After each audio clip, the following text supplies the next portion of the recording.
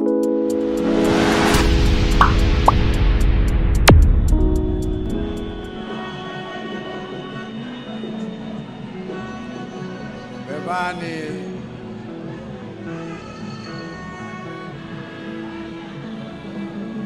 kuja kwathu kasungu likadati ni mjulojulo nthawi yatha dzuwa lulowa zikomo kwambiri.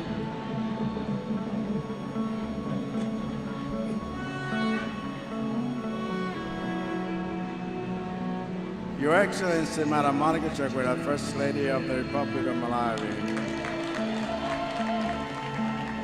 Your Honor, Catherine Gotanihara, MP, Speaker of Malawi National Assembly, and First Deputy President of the Malawi Congress Party.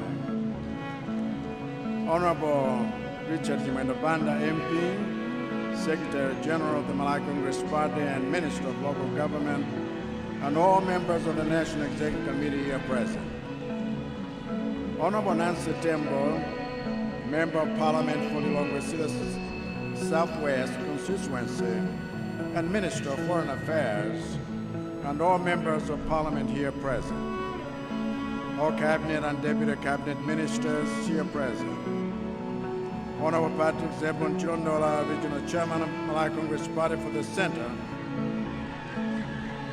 and all the members of regional committees and chairpersons from all 6 regions of the Malawi Congress Party. Honorable Alfred Machumuza, District Chairman of the Malawi Congress Party, and all district chairpersons and leaders from across the country.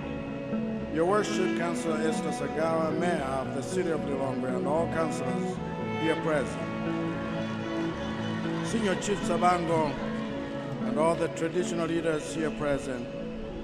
Sheikh Rafiq Kadango, and Apostle Brian Nyirenda, officiating clergy, and all religious leaders here present. Distinguished invited guests, Mabwana ndi Madonna, Amai ndi Abambo. Msonkhano wautu ni msonkhano wanga woyamba chisankhidwire ndinu eni ake achipani kuti ndipitirize kutumikirani ngati president wa chipani chathuchi ku convention yopambana yomwe tinali nayo kuno ku Lilongwe mwezi wathawu. Ndiye ine mawu anga woyamba lero ngokuthokozani pondituma kuti pa zisankho za chaka chamawa ndidzapitirize kukhala mtsogoleri wa dziko lino mpaka 2030.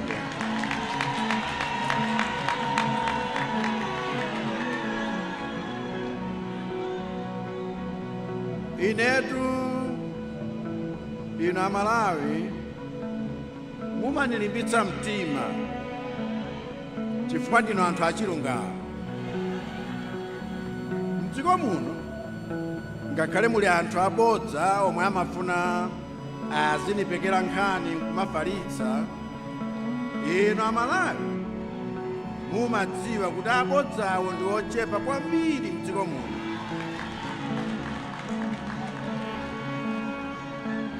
Ndiye simulola kuti mutekeseke pa chilungamo chomwe mukuchidziwa, ndipo chomwe mukudziwa inu nchoti misewu yomwe ikumangidwa kumwera pano pakati mu mzinda muno wa Lilongwe ngakhale uko kumpoto ndikumanga ndine.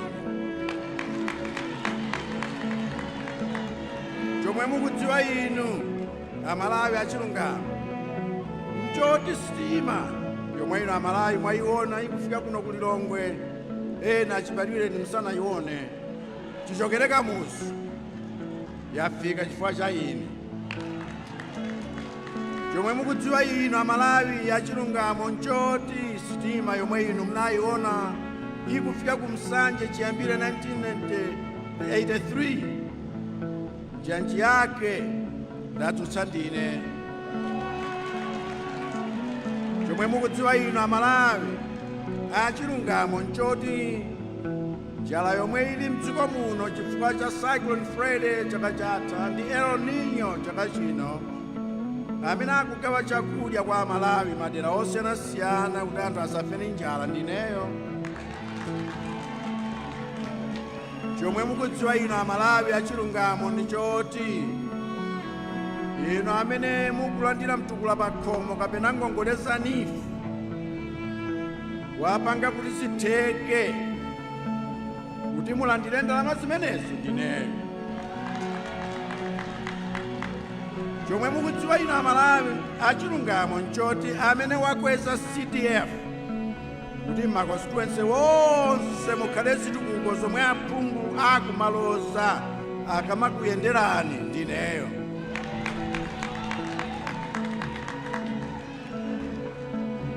Chomwe mukudziwa inu Amalawi achilungamo nchoti amene wakweza maalawansi ana ku university ndineyo. Wena ndi awaluwana ali apa. Chomwe mukudziwa inu Amalawi achilungamo nchoti alimi amene mwakhala mukulandira fetereza otchipirapo kuti mulime chakudya chanu amene amakumenyerani nkhondo kuti fetereza ameneyo akupezeni ndineyo.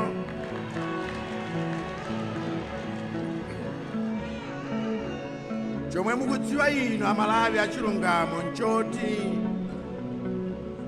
amene amatukulanidwa wosalakwa mdziko muno pamene olakwawo akumachuluka nzeru nkumatha mawu ndi misonkhano tawo topanda mitu ndineyo.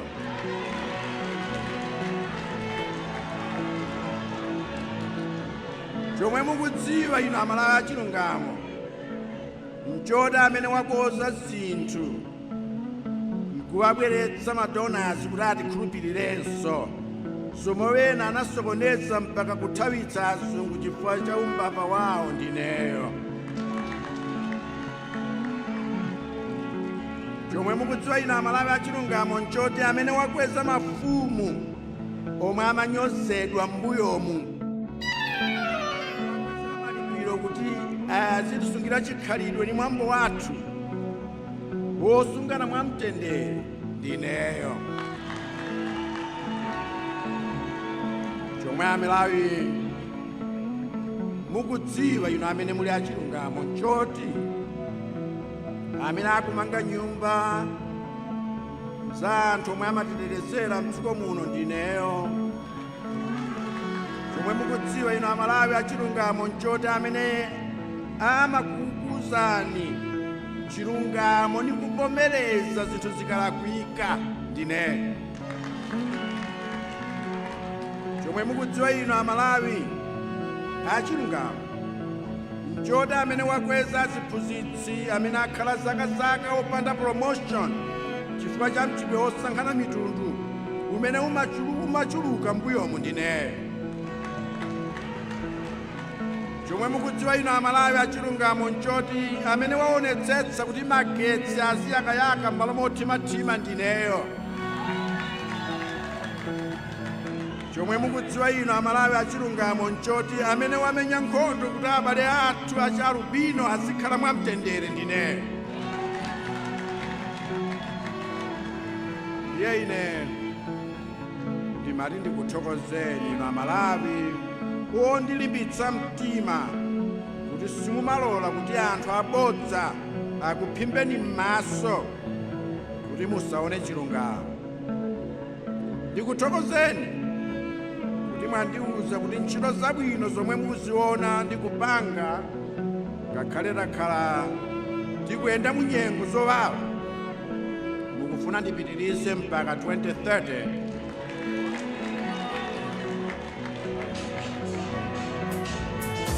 Kuti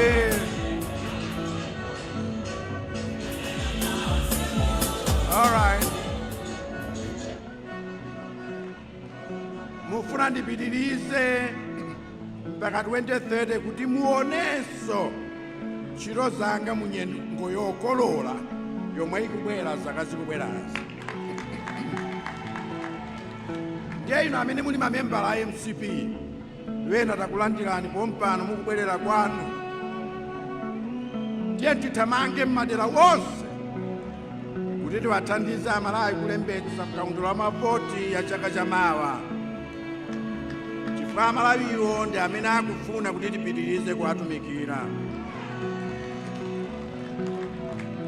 Komanso inu atsogoleri a chipani amene mwasankhidwa ku convention mwezi wathawu kukhala m'mipando yosiyanasiyana, tiye tigwire ntchito m'midzimu kuti anthu alembetse mkaundula wa voti ya chaka chamawa, kuti ntchito zabwino zomwe tikuwapangira amalawi pano zidzapitirire chaka chamawa kudzera mvoti yawo.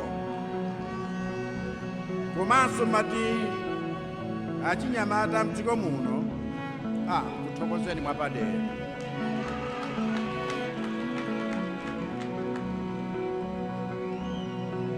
Ndikuthokozeni kuti ngakhale mdziko muno mwakhala mukuyenda anthu ofuna kugwiritsa ntchito imfa yowawa ya malemu Vice President Chilima, yomwe inatipweteka tonse, ndi cholinga choti ayisandutse kukhala chida chopangira ndale kapena choyambitsira mabodza ndi ziwawa. Koma inuyo simunazitengere ku mtima, podziwa kuti maliro ndi atonse ndipo timayenera tonse tilire ngati amodzi. Ndipo mukawaona wena akupitiriza kumanena mabodza, muwawuze kuti akuwuzeni ngati maripoti omwe anatulutsa akatswiri ku Germany ndi madokotala akuno ku Blantyre muli zogwirizana ndi mabodza mafalitsa iwowozo. Zomwe ine ndi malemu SKC tidagwirizana pawiri ndi cholinga choti tizigwira ntchito mwamtendere kuyambira 2020 kufika tsiku lomwe anatisiya ndi zotumikira amalawi moona mtima osati mwa ndale zopakana matope. Ndiye ngati wena kuti akuona kuti ine ndiyamba ndale zotukwanana nawo, munthu wake sineyo.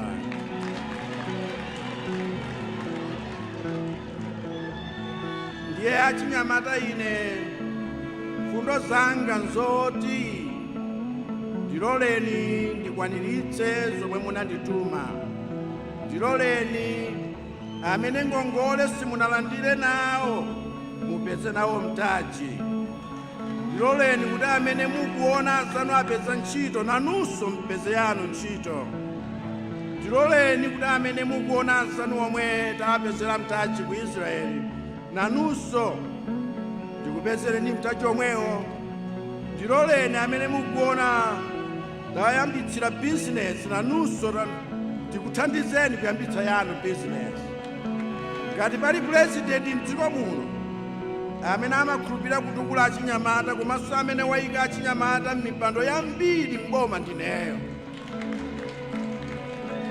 Komanso ngati pali president mdziko muno amene amakhulupirira kutukula azimayi ndi kuwayika pa mipando ikuluikulu ndineyo.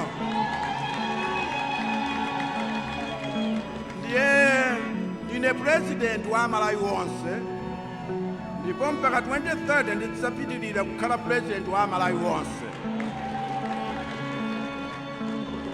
Tsono wina asakunamizeni ayi. Boma lomwe limakukondani komanso lomwe limakutumikirani lomweli. Mupite mumtendere, Ambuye akudalitseni. Zikomo kwambiri.